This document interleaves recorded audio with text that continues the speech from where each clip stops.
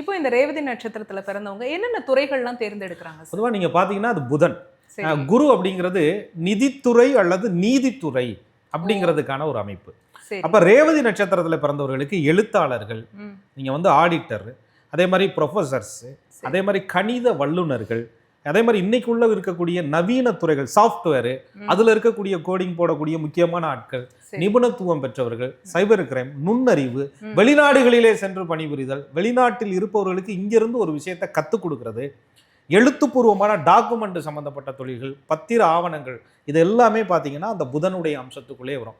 ஒரு சரி. கால்குலேட் பண்ணி ஒரு விஷயத்தை செய்யக்கூடிய எல்லா விஷயமுமே, ஒரு வரையறைக்குள்ள இருக்கக்கூடிய அனைத்து விஷயமே பார்த்தீங்கன்னா ரேவதி நட்சத்திரத்திற்குள்ளே அடங்கும். அதனால தான் குடும்பத்தில் ரேவதி நட்சத்திரத்திலே ஒரு பெண் இருந்தால் அந்த பெண்ணிடம் ஒரு பொறுப்பை ஒப்படைத்தா அந்த குடும்பத்தை வந்து கணக்கு பார்த்து கனகச்சிதமாக கொண்டுட்டு வரக்கூடிய ஒரு தன்மை அவர்களிடத்துல இருக்கும். அதனால தான் ரேவதிக்கு கூட பாத சுவடு அப்படின்னு பேர்.